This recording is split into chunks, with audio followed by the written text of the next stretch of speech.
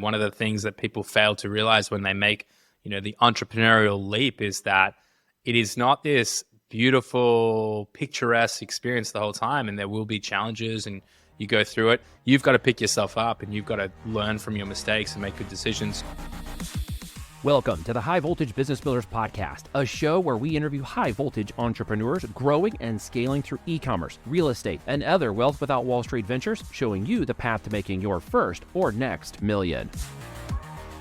All right, folks, welcome to the call, High Voltage Business Builders, with your host, Neil Twoff. I've got here with me somebody who I've found very quickly to have like-minded spirit and mind, and just topics and conversations over a short period of time have really resonated with this gentleman. So I'm excited to have him here today to talk about business growth, scaling, mergers, acquisitions, everything e-commerce.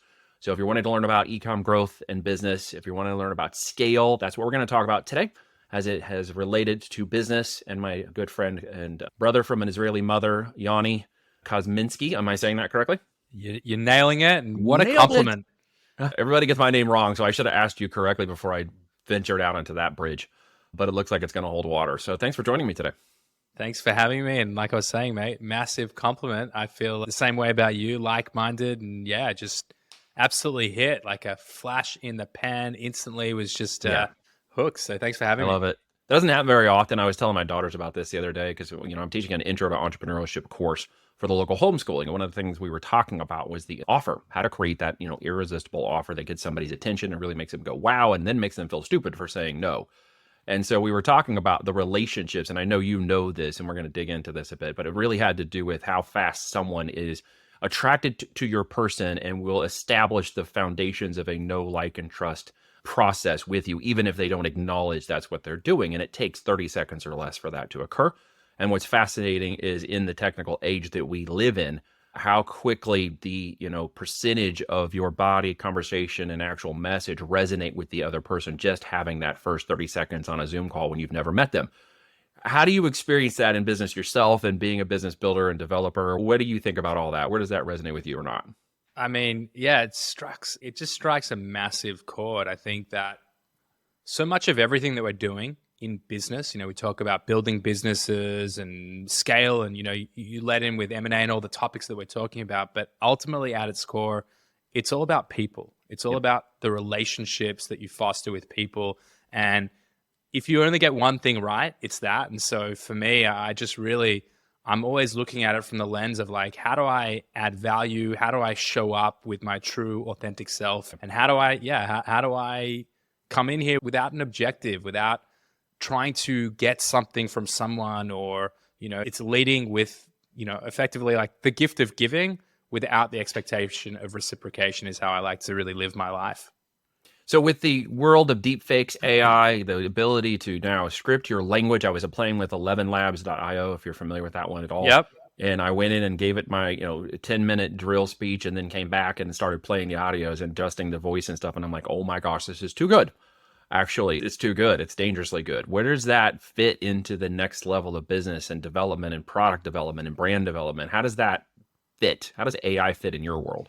Yeah, well, I would say from that lens, it's kind of terrifying, isn't it? To see that people can just, especially like guys like you and me who have loads and loads of online recordings and content and podcasts, like you are so easy to emulate from every aspect of you. So it's kind of terrifying from that regard. Like I think about like my grandmother who will get scammed by any scammer that calls her up and asks for a credit card, in this current environment with what they grew up in. But like, geez, it's kind of a scary outlook from that regard. But from the other lens, in terms of my world and how it fits in, I mean, I've always been a huge believer. Like I came from creative advertising and very creative led environments. And so seeing something like ChatGPT explode onto the scene and seeing it be able to articulate definitely much better than me, but I'd say even better than a lot of like content creators and writers, and coming up with these plots and stories and movies and things that are just so far beyond like what the average person can achieve. It is just, it's going to fundamentally shift. I would say it'll fundamentally shift the way in which the entire world operates. Yeah. The next level of internet, if you will. And you're right, we have so much content online that it's not too hard to take an audio and break it all out and then upload it to 11 Labs and have it say anything you want. There was just a recent scam, I think, about a $40 million bust, if I remember correctly, for a guy who did that. who literally took a version of a voice and did a social engineering hack. We think in the Matrix, we think in terms of like, wow, that's great engineering and supercomputer technology. And it's like, no, it's just social engineering at its worst. But at its best, it's development of relationships, it's opportunities for creativity, and it's a new platform of learning and development, I think, that we're going to have to get ahead of. How are you applying that to your model of business, and where do you see it going for you? Yeah, so I've got a few different businesses. The one that's actually been a focus of ours in terms of how we're applying it is we have a platform that we're building in the background for our staffing company. And one of the things we're doing to create a better experience is an integration with ChatGPT and how we can build out things like job descriptions more effectively for the people we're trying to serve so that we can help them understand who do I need versus just coming in and doing a bit of a Google search and pulling something off of Indeed or Monster or things like that. So really trying to dig deep into how we can leverage it to create clarity and help people that will ultimately lead to us doing a better job in that business. So how did you get into this? Like, let's backpedal for just a second. And I want to keep digging into those topics a little bit more. Before we do, let's unpack you a little bit. Are you a product of a trust fund? Where's your dad, a tech guru, a billionaire? Or were you were you on the mean streets of life, living in your car, whatever it was? Like, how did you get to be where you are with multiple companies and so much business under your belt? Yeah, it's a great question. Well, I would say, I had a very solid upbringing. I fortunately didn't have to ever worry about where I slept or what I had to eat and if there was going to be food on the table. Like, I grew up in Melbourne, Australia, and had a really solid life and education and all of that. But I would say, like, in terms of where I sit in my experience, like, I left Australia when I was 27. I had grown up in digital marketing, creative advertising, found a job in Los Angeles, worked at a creative ad agency over there for 3 years. And since coming to Israel about 6 years ago now, everything I've done has been bootstrapped. There's been no handouts, none of that. It's really just been hard work and, I'd say just a level of commitment to the cause and belief that, if we put in the reps and if I find the right people and I engage with and partner with the right people, that we can achieve some pretty big things. So yeah, no funding yet. I honestly think as a topic and, venture capital in and of itself is a whole interesting equation. I think that it can often turn some of the potentially world's best founders into absolute has-beens before they ever had a chance to be, because they're trying to vulture capital for a reason, right? Vulture capital. I love it. Yeah. That trying to force a result. So, while things are slower going through this bootstrapped environment and trying to build and trying to manage multiple businesses concurrently, I'd say that, I'm learning often costly lessons and mistakes, but nothing that's going to have me come undone and say, really question, can I achieve this? Am I doing the right things? Yeah. What was the first one you got started? What first business did you jump into? And was it a success, or is it kind of a failure, or was it a learning curve, or what was it for you? So I'd say my first, in terms of stepping into entrepreneurship, as I left the safety net of my 6-figure job, was, I would say, somewhat of a failure. I was doing a bit of drop shipping work. And at the same time, I really wanted to get into e-commerce more heavily. And I made some fundamental mistakes. I bought a domain, justforlads.com. I'm from Australia. English people will also go with a domain like that. And I really wanted to do something like Cool Material. I don't know if you're familiar with the website. It's curation of wallets and, just really cool stuff for men. I was like, I can do that. I love the website. I love that stuff. Anyway, I ended up getting banned from Facebook, where I'd historically spent 20 million plus on Facebook media, because one of the products I was listing was knives, and you can't have knives on your website. And so that was a bit of a bust, to be honest with you. They may allow it now because they're hurting pretty bad. So they might want your ad spend now. They didn't want it before. Well, I don't know if you've ever had to deal with Facebook customer support and trying to deal with those things. Yeah. I've gotten shut down before. Yeah. Cool. We got a multi-million-dollar account shut for something I didn't even do. It's a black hole. Of course I didn't do it. I'm not guilty. No one in prison is guilty, of course. Of course not. Of course not. So I'd say, yeah, that was a failure. But then I quickly spun off into building an agency, because I'd done that for so many years. And that was financially really successful. Probably 3 months in, I was doing about $20,000 in monthly recurring revenue. And 6 months into that, I just realized I hated it. I hated what I was doing, and then ended up giving that up to join another business and take a massive risk. And what was the massive risk in the other business you jumped into? Well, I went from making about $20,000 a month in, recurring revenue in this agency that I was building to a potential equity play into an e-commerce business where I was getting paid $0. So your risk was upside potential. It wasn't actually you risked the revenue, but you are obviously banking on what? Quick turnaround, 3 months, you would have double, triple that income. Was that kind of the thought there? It was actually the longer term play. It was that Okay. 3 months in, I would start getting a salary that was at least livable. And then on the back of that, build toward owning a significant chunk of equity and exiting that business. Okay. But you're talking about it in the past tense, if I'm not mistaken. Correct. Yeah. This is going back 4 or 5 years ago now. Okay. But it's a stepping stone in your journey, is it not? Critical. I would never have gotten into the Amazon space and e-commerce space if it wasn't for that learning experience. And, I think one of the fundamental things that I learned in that journey is that I'm not a solopreneur. I need to be with like-minded people. I want other people to have skin in the game like I do because, I think one of the big realizations for me is I'm not good at everything. I'm actually bad at most things. There's a handful of things that I can add a tremendous amount of value to. And if I can focus on those things, I can have, we're talking about 1 + 1 makes 300, not even 3 here. If you can really just move away from the things that are not in your core skill sets and you can find the right person who has that level of skin in the game as you do. Well, it's a common theme that I hear that entrepreneurs who actually have made something sustainable, moved past that entrepreneurial stage, as we like to define it as the test and, the rest, test, and failure methodology of everything you're trying to figure out what you're good at and not good at, to actually a business wisdom and maturity, usually built off the back of something very destructive, a major failure, to help define you through fire, if you will, into what you're actually good at and things you should not be focused on. And it sounds like you've walked a very similar process to a lot of interviews I've discussed, and even my own story of just being, in that super failure moment and realizing, okay, what is it I'm actually good at? What was the core strengths that you came out of there that have really helped accelerate your success to date? I would say there's a couple of things, but I think the thing that I'm one of the best, at least from the people that I've come in contact with or what I'm doing, is I feel that I have a really strong ability to understand where people fit into an environment or into an operation, often more so than they understand. So just a really deep understanding of, not to look at it as a chessboard, but I've been playing a lot of chess lately, so it's just on my mind. But, being able to move the pieces into the right place and have them actually realize their potential has been something exponentially, it's had an exponential upside on what that's meant, both for the individuals that I'm working with and then also from the business as a whole. Yeah, that's tremendous, because it's tough to realize the things you're not good at and acknowledge that it's okay to not be good at it without feeling like a failure or letting it eat away your mindset. Am I wrong? For sure.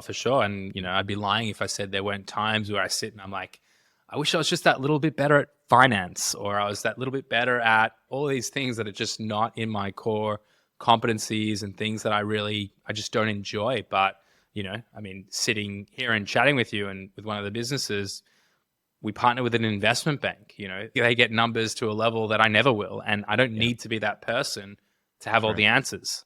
That's right. No, I still resonate with that, right? Because it's once upon a time, it is, how can I be the subject matter expert? Because I need to make my stake, plate my claim, and see my success.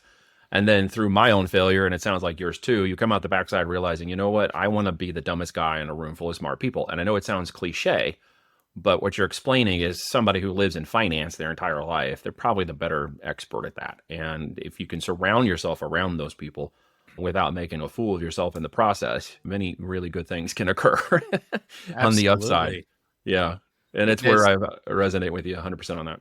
There's a book by Dan Sullivan called Who, Not How. I don't know if you're familiar with it, but Dan Sullivan started Strategic Coach.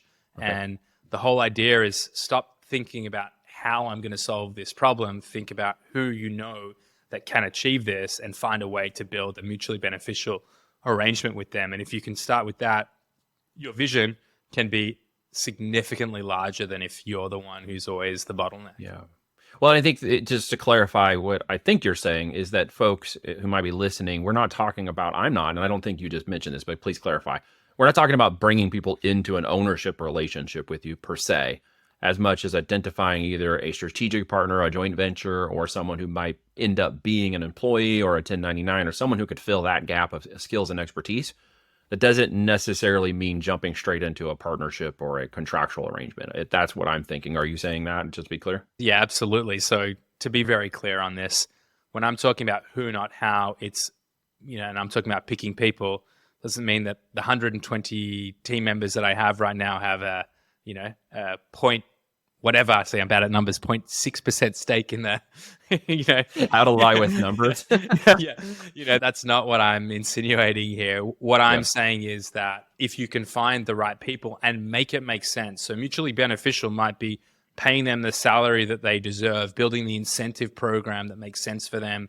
Our recruitment team, if they place a certain number of people, they get a bonus. If they hit a higher number, it doubles. There's all the different levers that you can pull. And I would say, just taking it one step further, making a decision on who your business partner is, who you're giving equity to, and what that looks like, be very careful as to what that looks like. I'm one who likes to give up equity, but it's to people that I know I can work with. It's as important a relationship, and I would say in some cases even more so than the person that you're going to marry and spend the rest of your life with, because you spend so many of your waking hours working with people that have ownership inside of the thing that you guys are building together. And if you don't get that relationship right, and that's a lot of work to get that right, if you don't get that right, then it's literally the biggest disaster you could probably ever imagine.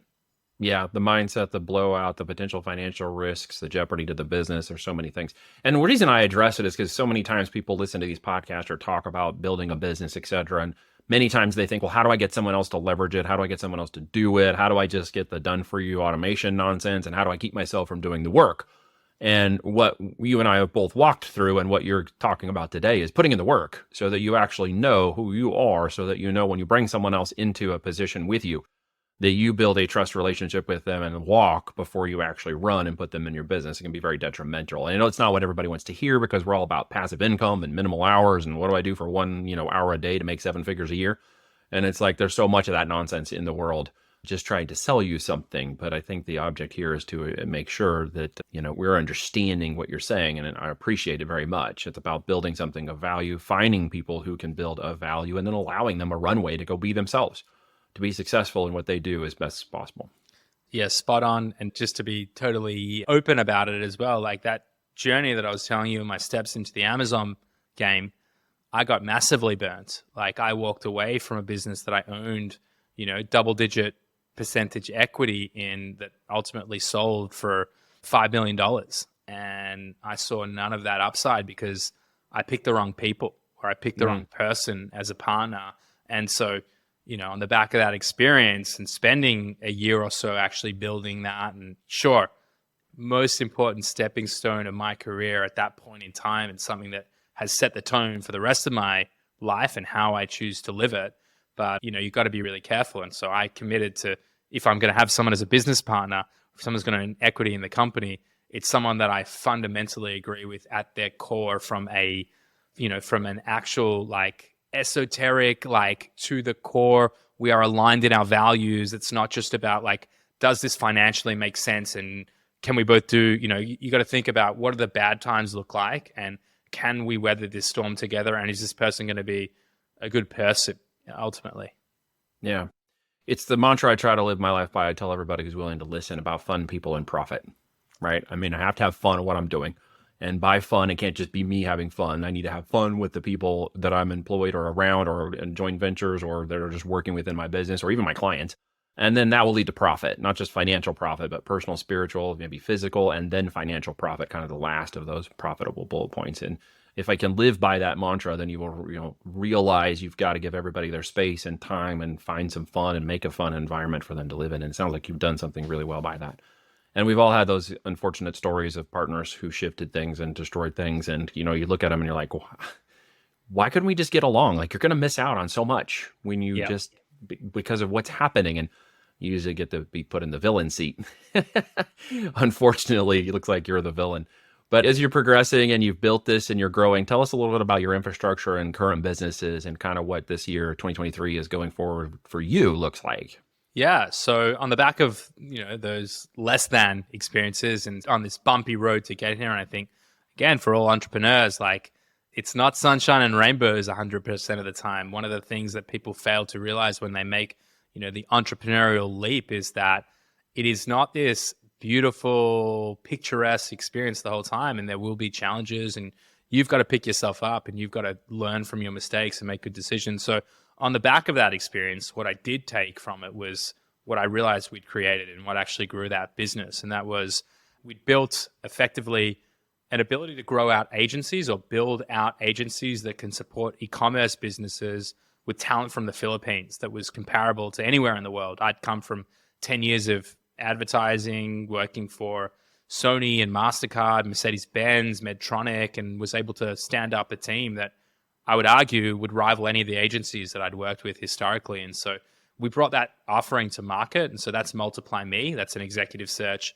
and HR function into the Philippines. We've got about 450 people on payroll inside of that business, working inside of other businesses. And that's the core to Multiply Me. We have another business that we stood up about a year after that called Escala, which is a process improvement management consultancy. So much like McKinsey, Ernst & Young, Accenture, Deloitte, you name the management consultancy. We've built it on a micro scale. So we've got 35 management consultants. Most come from a process improvement background, systemizing e-commerce businesses for scale. So that's agencies and e-commerce businesses working with a lot of the aggregators and larger D2C brands. And then the last business is a joint venture with Global Wired Advisors, an investment bank in the e-commerce space, and Sellers Funding, who are a non-dilutive capital lender, growth capital lender for e-commerce businesses, and been around for about 7 or 8 years now and have pretty considerable books, but also a pretty solid name in the space. So we've stood up together as a joint venture, Southcol. That's a $50 million facility where we're investing in e-commerce businesses to grow them to exit over a 2-year period, where we build the roadmap, we give you access to our management consultants, and ultimately the goal here is to have you actually exit at a material meaning, especially in this market right now, which we haven't gotten into these topics, but it's not the best time to be selling businesses necessarily right now with some of the multiples that are flying around. So in terms of the buyer or in terms of the seller? Because for the seller, it might not be a bad thing. For the buyer, it's probably not the best time unless you got really strong negotiating skills or an off-market opportunity, which can happen through relationships. But it certainly isn't going to happen in the straight brokering world now, right now. Is that what you're referring to? Yes, exactly. It's tough to get deals done at the minute, for sure. Yeah, there is, though, I think, an opportunity at certain buyer classes or levels of a business structure or even EBITDA to potentially acquire some companies that I think can be slingshot pretty well. But it depends upon what level you're buying at and what the investment fund requires you to manage and obviously keep up over the year. It's very different. We're standing up a fund this year to go out and acquire a certain level of EBITDA, but we're looking for a specific kind of business and upside potential. And obviously doing it on the back end of the conversations and relationships, not on the front end brokering deals. So getting them off market if at all possible. But there's opportunity everywhere. Sometimes it's a little harder to find. I'm certainly not buying real estate right now. That's for sure. Yes. I think it's you and everyone else, right? You and me? Okay, I just want to make sure I wasn't alone in all that. Yeah, that's kind of an opportunity you might want to wait on just a little bit. And maybe even purchasing cars, you might want to wait on that just a little bit. But look, man, this is some great stuff. And I'd love to have you come back on and dig into this even deeper, because I think we could talk for an hour about the rest of this. What should we leave on this episode of parting words of wisdom? This is anybody's listening, maybe the, good advice, bad advice, things people should think about as they're listening to this.